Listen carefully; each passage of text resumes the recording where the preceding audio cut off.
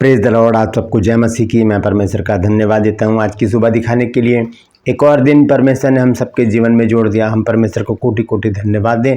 कितने लोग हैं जो आज का दिन नहीं देखने पाए होंगे, लेकिन ये परमेश्वर की महाकरुणा है, उसकी दया है, उसका प्रेम है, उसकी कृपा है, उसकी भलाई है कि हम उसके साथ संसार में जीवित और सही सलामत है। Praise the Lord. एक नया संदेश लेकर मैं आपका दोस्त पास्टर राजमसी आपके सम्मुख उपस्थित हूं और आप देख रहे हैं मेरा यूट्यूब चैनल जिसका नाम है ब्रदर राजमसी। आपसे गुजारिश करता हूं इस चैनल को सब्सक्राइब करें, बेल आइकन को दबाएं ताकि नोटिफिकेशन आपके पास पहुंचे, नया वीडियो नई जानकारी बिना व्यवधान के आपके पास पहुंच जाए। मेरे वीडियोस को लाइक कीजिए और शेयर कीजिए और कमेंट्स बॉक्स में आकर मुझसे ज़रूर बातचीत कीजिए। Praise the Lord. आज का संदेश जो है बहुत ही महत्वपूर्ण है और वो है चिंताओं के विषय में। जब हम चिंता में होते हैं तो 6 प्रकार की प्रॉब्लम्स आकर हमको घेर लेती हैं। ये क्या प्रॉब्लम है, ये क्या परेशानियां हैं, ये क्या नुकसान है हमारे जब हम चिंता में होते हैं। बाइबल इसके विषय में क्या बताती है, हम कैसे इससे बाहर आ सकते हैं, क्या करें ऐसा कि चिंताएं दूर हो जाए।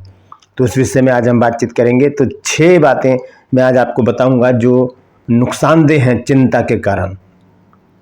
तो बने रहिएगा मेरे साथ, पूरा संदेश सुनिए और इसे शेयर भी कीजिए ताकि और भी लोग इन बातों को जान सकें। ट्रू पल्स में आज का सवाल है कि आबेल मिस्रेम का अर्थ क्या है। आबेल मिस्रेम का अर्थ क्या है। उत्पत्ति की पुस्तक में ये नाम आया है, इसका अर्थ क्या है। अगर जानते हैं तो कमेंट्स में लिख दीजिए, नहीं तो डिस्क्रिप्शन में आपको इस सवाल का जवाब मिल जाएगा। ये मेरे नंबर है, आप इन नंबरों पर कॉल करके, व्हाट्सएप मैसेज करके, व्हाट्सएप कॉल करके, SMS करके और मैसेंजर पर भी मुझसे बातचीत कर सकते हैं। आप मेरे दर्शन के लिए प्रार्थना करते रहिए क्योंकि बहुत जल्दी परमेश्वर इस कार्य को पूरा करने जा रहा है। और बने रहिए मेरे साथ, बातचीत कीजिए मुझसे। प्रार्थना कराना चाहते हैं तो ज़रूर कॉल कीजिए, मैं हर एक कॉल उठाता हूं, मैं ज़रूर प्रार्थना करूंगा। और दूसरी बात यह है कि अगर आप स्त्री हैं और आप मुझसे अपनी मन की बात नहीं कह पा रही हैं तो मुझे कॉल कीजिए, मैं अपनी वाइफ का नंबर आपको दूंगा, वो आपसे बातचीत करेंगे, वो आपके लिए प्रार्थना करेंगे और परमेश्वर आपके जीवन में ज़रूर काम करेंगे। तो मेरे दर्शन के लिए प्रार्थना करते रहिए। यदि आपके मन में परमेश्वर कुछ डालता है, क्योंकि अभी हमें उस दर्शन को पूरा करने के लिए ज़मीन की और धन की ज़रूरत है, यदि परमेश्वर आपके मन में कुछ डालता है तो ज़रूर आगे आइए, क्योंकि परमेश्वर कभी भी किसी का कर्ज नहीं रखता। यदि इस चैनल की ग्रोथ के लिए या मेरी मिनिस्ट्री के लिए आप कुछ हेल्प करना चाहते हैं तो उसके लिए भी मैं आपका स्वागत करता हूं, लेकिन कोई बर्डन नहीं है यदि परमेश्वर आपके मन में डालता है तो। Praise the Lord. आइए एक छोटी सी प्रार्थना करके आज के वचन को मैं शुरू करूंगा। प्रभु जी, मैं धन्यवाद देता हूं आज की सुबह दिखाने के लिए और विनती करता हूं प्रभु जी, आज के वचन को भी शेयर करने में मेरी मदद सहायता कर। प्रभु जी, मैं धन्यवाद देता हूँ आज की सुबह दिखाने के लिए और विनती करता हूँ प्रभु जी, आज के वचन को भी शेयर करने में मेरी मदद सहायता कर। मेरे होठों को, मेरे दिल दिमाग को छूकर ब्लेस कर। मेरी आत्मा और मेरा शरीर तेरे ही कब्जे में रहे ताकि बोलने वाला मनुष्य नहीं बल्कि तेरा आत्मा हो। जितने भी लोग इस वचन को देख रहे हैं, सुन रहे हैं, उन सब पर मैं तेरी आशीष बोलता हूँ। हर एक को आशीषित कर, हर एक की कमी घटियों को दूर कर, ज़रूरतों को पूरा कर, हर एक की कमाइयों में बरकतें दे।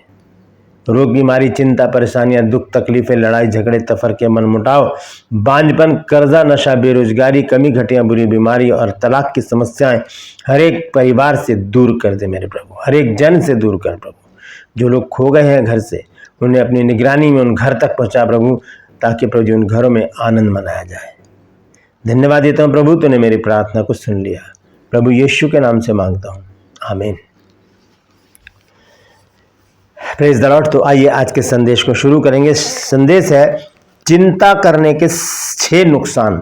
जब हम चिंता में होते हैं तब वो किस नुकसान में हम चले जाते हैं। ये डिप्रेशन जो है हमें बहुत बड़ी प्रॉब्लम में डाल देती है, ये चिंताएं हमें बहुत बड़ी प्रॉब्लम में डाल देती हैं, बड़े बड़े नुकसान हमको होते हैं। तो पहले हम वो नुकसान देखेंगे, उसके बाद मैं 2 बातें आपको ऐसी बताऊंगा जो हमें इन चिंताओं से पार कर देती हैं। छोटा सा वचन है, पूरा वचन सुन के से शेयर जरूर कीजिएगा।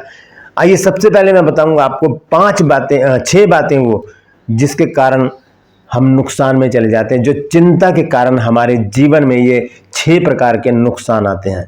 और छठा जो है वो बहुत ही महत्वपूर्ण है। छठा नुकसान जो है, अगर वो नुकसान हम सह रहे हैं तो हम संसारिक हैं, हम प्रभु में नहीं हैं, जान लेंगे। आगे चलकर पूरी बात को सुनिए और इसे ध्यान से सुनिए कि परमेश्वर का वचन हमें क्या बताना चाहता है। तो ये 6 जो नुकसान है चिंता करने के, मैं बताता हूँ आपको। सबसे पहला जो नुकसान है वो है कि हमारी चेहरे की प्रसन्नता नष्ट हो जाती है।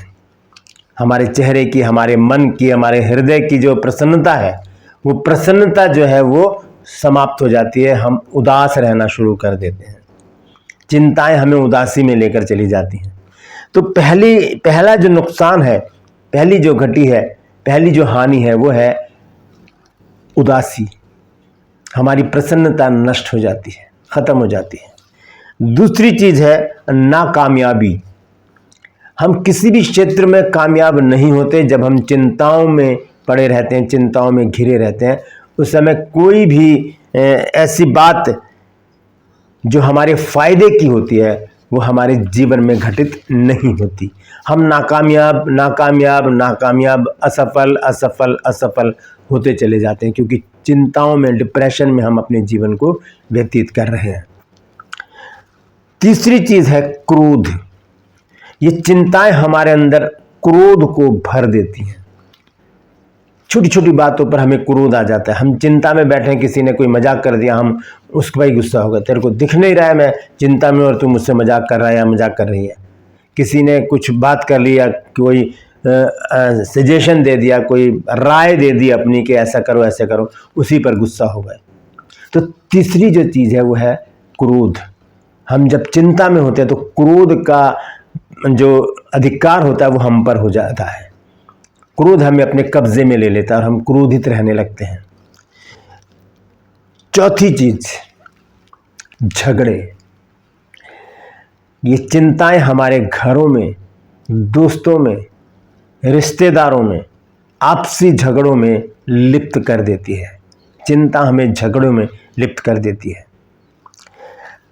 पांचवा नुकसान है बीमारी। ये चिंताएं हमें बीमार डाल देती हैं।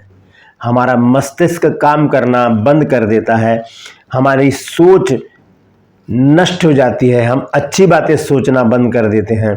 हम एक ही बात में लगे रहते हैं कि किस तरह से चिंता दूर हो जाए। छठा और आखिरी कारण, छठा और आखिरी नुकसान, ये बहुत बड़ा नुकसान है। उसके बाद मैं वचन से आपको खोलकर बताऊंगा इस छठे पॉइंट के बारे में। छठी बात है, वचन फलवंत नहीं होता। जब हम चिंतित होते हैं संसारिक बातों में, किसी भी बात में, तब हम जो वचन सुनते हैं या पढ़ते हैं वो हमारे जीवन में काम नहीं करता। तो ये 6 बातें मैंने आपको बताई हैं। सबसे पहली बात क्या है कि हम उदास रहते हैं, हमारी प्रसन्नता, हमारे चेहरे की प्रसन्नता समाप्त हो जाती है। दूसरी चीज है हम नाकामयाब रहते हैं, असफल रहते हैं। तीसरा जो पॉइंट है वो है हम क्रोध में भरे रहते हैं। चौथा पॉइंट है हम झगड़ों में लिप्त हो जाते हैं, झगड़ने लगते हैं किसी से भी, चाहे वो हमारे भले की बात कहे, चाहे कैसी भी बात कहे, हम उससे झगड़ना शुरू कर देते हैं। पांचवी बात है हम बीमार पड़ जाते हैं, बीमार पड़ जाते हैं। और छठी और आखिरी बात है कि वचन हमारे जीवन में फलवंत नहीं होता। आइए देखेंगे प्रभु यीशु मसीह इस विषय में क्या कहते हैं। जब हम देखते हैं मरकुस रचित सुसमाचार 4 अध्याय को और उसके 14 पद से जब हम पढ़ते हैं तो वहां पर प्रभु यीशु मसीह ने बीज बोने वाले के विषय में एक दृष्टांत कहा है। तो आइए उस दृष्टांत को सबसे पहले हम देखेंगे और फिर देखेंगे कि प्रभु यीशु मसीह इस चिंता के विषय में क्या कहते हैं, क्योंकि बाइबल में बहुत जगह चिंताओं के विषय में बात कही गई है। तो यह है 4 अध्याय और उसके 14 पद से जब हम पढ़ते हैं तो चेलों ने जब बीज बोने वाले का दृष्टांत कहा, तो चेलों से जब यीशु मसीह ने बीज बोने वाले का दृष्टांत कहा तो चेलों ने उसका अर्थ पूछा। तब यीशु मसीह ने क्या कहा, उनको उत्तर देकर कहा कि बोने वाला वचन बोता है जो मार्ग के किनारे के है, जहाँ वचन बोया जाता है। ये वे हैं कि जब उन्होंने सुना तो शैतान तुरंत आकर वचन को जो उनमें बोया गया था उठाकर ले जाता है। वैसे ही जो पथरीली भूमि पर बोए जाते हैं वे हैं जो वचन को सुनकर तुरंत आनंद से ग्रहण कर लेते हैं, परंतु अपने भीतर जड़ ना रखने के कारण वे थोड़े ही दिनों के लिए रहते हैं। इसके बाद जब वचन के कारण उन पर क्लेश या उपद्रव होता है तो वो तुरंत ठोकर खाते हैं। अब देखिए तीसरा जो बीज है वो झाड़ियों में जाकर गिरता है। ये झाड़ियां क्या दर्शाती हैं, आइए देखेंगे। 18 पद में लिखा है, और जो झाड़ियों में बोए गए ये वे हैं जो जिन्होंने वचन सुना और संसार की चिंता और धन का धोखा और वस्तुओं का लोभ उनमें समाकर वचन को दबा देता है और वह निष्फल रह जाते हैं। निष्फल हो जाते हैं कौन? जो चिंताएं जब हमारे अंदर होती हैं तो वचन फलवंत होएगा ही नहीं, क्योंकि हमारे मन में, हमारे हृदय में, हमारे रग रग में, हमारे विचारों में, हमारे स्वभाव में चिंता ही चिंता नजर आती है। और प्रभु यीशु मसीह इन चिंताओं को अच्छी तरह से जानते हैं, इसलिए वो मत्ती रचित सुसमाचार 6 अध्याय और उसके 27 पद में देखिए क्या कहते हैं, क्योंकि चिंताएं हमें ऊंचा नहीं उठाती। लिखा है 27 पद में, मत्ती रचित सुसमाचार 6 अध्याय 27 पद में, तुम में कौन है जो चिंता करके अपनी अवस्था में एक घड़ी भी बढ़ा सकता है? कौन है? सवाल किया है प्रभु यीशु मसीह ने, कौन है कि जो चिंता करके तुम एक घड़ी भी बढ़ा सकते हो? आगे चलकर बहुत सारी बातें प्रभु यीशु मसीह ने कही है कि चिंता करके ये ना कहना कि हम क्या खाएंगे, क्या पिएंगे या क्या पहनेंगे, क्योंकि तुम्हारा स्वर्गीय पिता तुम्हारे मांगने से पहले ही तुम्हारी आवश्यकताओं को जानता है। तो चिंताएं हमें क्या कर देती हैं? ऐसे गड्ढे में ले जाकर हमें डाल देती हैं जहां पर हम ना तो प्रसन्न रह सकते हैं, हम वहां पर ना तो किसी के साथ अच्छा व्यवहार कर सकते हैं, ना वचन में आगे बढ़ सकते हैं। हमारी आत्मिकता खत्म हो जाती है, हम संसारिक हो जाते हैं और हम एक अकेलेपन का जीवन व्यतीत करने लगते हैं जब हम चिंताओं में डूबे होते हैं। जब हम पढ़ते हैं मरकुस में ही 4 अध्याय के 19 पद को, तो वहां पर साफ रीति से प्रभु यीशु मसीह ने कहा है कि संसार की चिंता, धन का धोखा, लालच उन्हें क्या कर देता है? उस वचन को दबा देता है और वो वचन किसी भी रीति से फलवंत नहीं होता। और जब वचन फलवंत नहीं होता तब देखिए कितना बड़ा नुकसान हम सहते हैं जब वचन हमारे जीवन में काम नहीं करता। जब हम पढ़ते हैं भजन संहिता 119 अध्याय और उसका 11वें पद, तो वहां पर लिखा है कि मैंने तेरे वचन को अपने हृदय में रख छोड़ा है कि तेरे विरुद्ध पाप ना करूं। तो इसका मतलब क्या है कि जब वचन ही काम नहीं कर रहा तो हम पाप में डूबे रहते हैं। तो जब वचन फलवंत हम करना चाहते हैं तो हमें इन चिंताओं से मुक्ति लेनी पड़ेगी, इन चिंताओं को हमें छोड़ना पड़ेगा। हम जब पढ़ते हैं पहला पतरस 5 अध्याय में, तो वहां पर देखिए क्या लिखा है। पहला पतरस 5 अध्याय और उसके 7 पद में देखिए क्या लिखा है। यह लिखा है, और अपनी सारी चिंता उसी पर डाल दो क्योंकि उसको तुम्हारा ध्यान है। बहुत साफ शब्दों में पतरस ने एक बात को बोल दिया कि अपनी सारी चिंता उसी पर डाल दो। ये नहीं लिखा कि उस पर डाल दो, नहीं, टालने वाली बात नहीं कही है, जोर देकर कहा गया है कि अपनी सारी चिंताएं, एक नहीं सारी चिंताएं उसी पर डाल दो। किस पर? यीशु मसीह पर डाल दो, क्योंकि उसे तुम्हारा ध्यान है। जैसे एक संसारिक पिता अपने बच्चों का ध्यान रखता है कि उनके कपड़े फट गए हैं तो उनके लिए नए कपड़े लाए जाते हैं, घर में राशन खत्म हो गया तो बच्चों के भोजन व्यवस्था के लिए राशन भरा जाता है, उनके स्कूल की चिंता, उनके रहन सहन की चिंता, हर एक बात की चिंता, कैसे आएंगे कैसे जाएंगे, सारी बातों की चिंता कौन करता है? बाप करता है, माँ बाप करते हैं। तो कहने का मतलब यह है कि पतरस यहां पर कहता है कि अपनी सारी चिंता उसी पर डालो और किसी पर नहीं, उसी पर डालो, अपने ऊपर भी नहीं, चिंता अपने ऊपर भी नहीं डालनी, उसी पर डालो क्योंकि उसे तुम्हारा ध्यान है। वो ध्यान रखता हमारा, मेरे बच्चे के जीवन में ये चिंता ही है, चलो मैं इस चिंता को हटा दूं। Praise the Lord. जब हम इन बातों को सीखते हैं हम चिंता मुक्त हो जाते हैं। आज 2 बातें मैं आपको बताने जा रहा हूं जो हमें चिंता मुक्त कर देती हैं। बहुत सी चिंताएं हमें घेर लेती है, मैं जानता हूं, मुझे भी आकर कई बार बहुत सारी चिंताएं घेर देती हैं, लेकिन जब ये वचन मेरे पास आते हैं तब उन वचनों के द्वारा इन चिंताओं को मैं साइड कर देता हूं और मैं जानता हूं कि मेरा ध्यान रखने वाला मेरा प्रभु मेरे साथ है। हम देखते हैं भजन संहिता 94 अध्याय और उसके 19 पद में दाऊद ने चिंता के विषय में क्या कहा है। भजन संहिता 94 अध्याय और उसका 19 पद, यहां पर देखिए क्या लिखा है। दाऊद ने लिखा है, जब मेरे मन में बहुत सी चिंताएं होती हैं तब हे यहोवा तेरी दी हुई शांति से मुझको सुख होता है। तेरी दी हुई शांति से मुझे सुख होता है।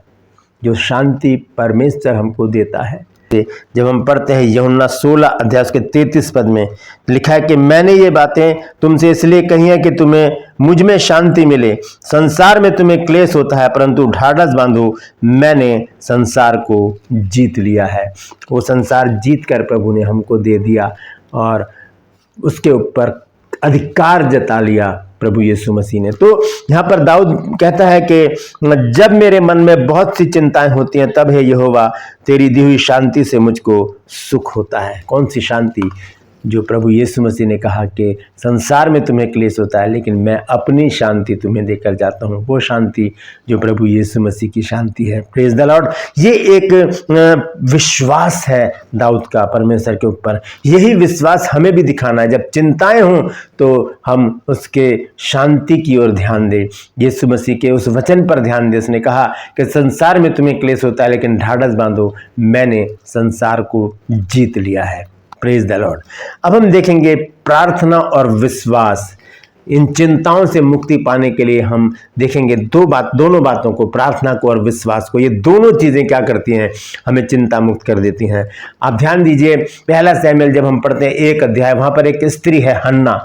वो बांझ है, उसके पास कोई औलाद नहीं है, लेकिन जो पनिन्ना है उसकी जो सौतन है उसके पास संतान है, और वो उसे बहुत चिढ़ाती है कि तेरे पास तो संतान नहीं है, मेरे पास संतान है, और ऐसे ऐसे करके बहुत कुछ उसे टॉर्चर करती है, उसके साथ गलत व्यवहार भी करती है, और वो हमेशा रोती रहती है वो स्त्री। और एल्काना जो उसका पति है वो भी आकर कहता है उससे कि तू किस बात की चिंता करती है।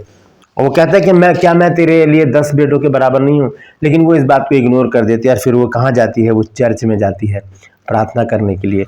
1 अध्याय, पहला शमूएल 1 अध्याय उसके 10 पद से और 17-18 पद तक जब हम पढ़ते हैं तो यहाँ पर सारी बात स्पष्ट है, लेकिन मैं 2 वचन आपके सामने रखूंगा, 10 पद और 18 पद। 10 पद, 17 और 18 पद, 3 पद मैं आपके सामने रखूंगा। 10 पद में लिखा है, और यह मन में व्याकुल होकर यहोवा से प्रार्थना करने और बिलक बिलक कर रोने लगी, क्योंकि सताए जाने के कारण, क्योंकि सताई जा रही थी। इसके पास संतान नहीं थी, जो पनिन्ना थी वो उसको बहुत परेशान करती थी। ढाढ़स तो बंधा है उसके पति ने, लेकिन वो जानती थी कि इन बातों से चिंताएं दूर नहीं होंगी। उसके पास चिंता क्या थी? कि मेरे पास बच्चे नहीं हैं। ऐसे ही आज भी बहुत सी स्त्रियां हैं जिनके पास संतान नहीं है। उनके लिए बहुत बड़ा सबक है हन्ना। वो हन्ना की तरह प्रार्थना करें, बिलक बिलक कर रोएं। हन्ना ने सिर्फ प्रार्थना नहीं की, हन्ना ने सिर्फ अपने आंसू नहीं बहाए, हन्ना ने सिर्फ मन्नत नहीं मानी, हन्ना ने एक काम और किया जो मैं आज आपको बताना चाहता हूं, जो हमारी चिंताओं को दूर कर देते हैं। 17 और 18 पद में देखेंगे, एली ने कहा, कुशल से चली जा, इज़राइल का परमेश्वर तुझे मन चाहा वर दे। 18 पद में देखिए क्या लिखा है। उसने कहा, तेरी दासी तेरी दृष्टि में अनुग्रह पाए। तब वह स्त्री चली गई और खाना खाया, और उसका मुंह फिर उदास ना रहा। यह है विश्वास। जब हम प्रार्थना कर लेते हैं, जब हम आमीन बोल देते हैं, तब हमारा विश्वास हन्ना की तरह होना चाहिए।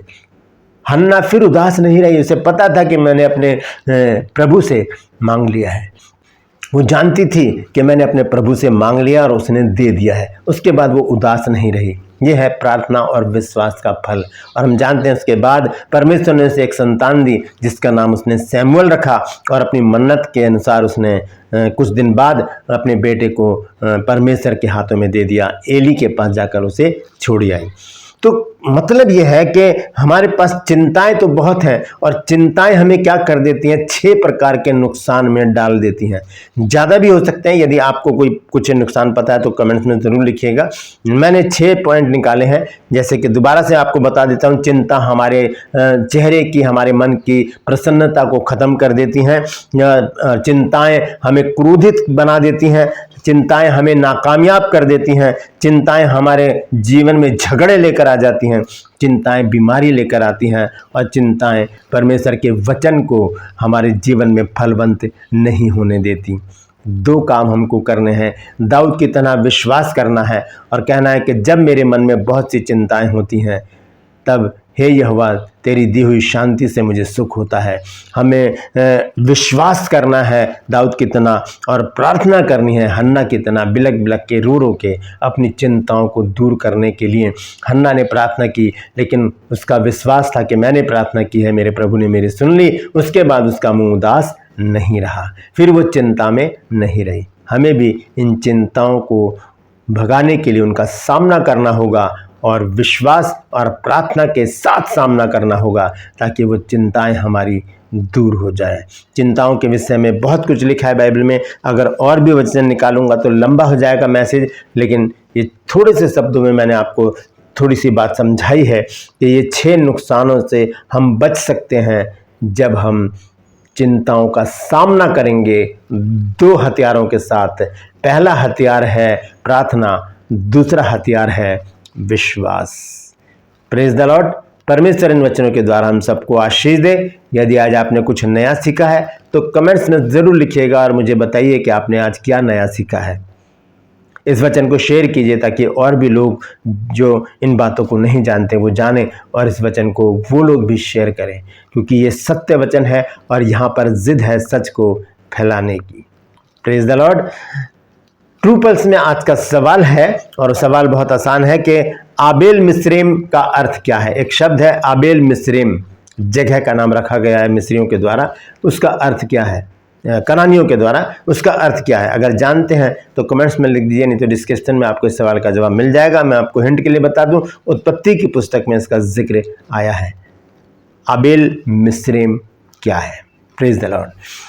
मैं आपसे गुजारिश करता हूं मेरे इन चैनल्स को सब्सक्राइब कीजिए, बेल आइकन को दबाइए ताकि नोटिफिकेशन आपके पास पहुंचे, नया वीडियो नई जानकारी बिना व्यवधान के आपके पास पहुंच जाए। मेरे वीडियोस को लाइक कीजिए और शेयर कीजिए और कमेंट्स बॉक्स में आकर मुझसे ज़रूर बातचीत कीजिए। और ये मेरे नंबर हैं, इन पर ज़रूर मुझसे बातचीत कीजिए। जो भी परमेश्वर आपके मन में डालता है वो मुझसे शेयर कीजिए ताकि हम मिल के परमेश्वर के राज्य की तैयारी कर सकें। Praise the Lord.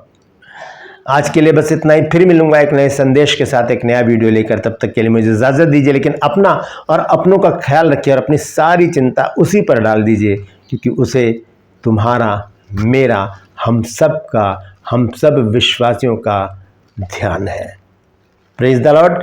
परमेश्वर आप सबको आशीष दे।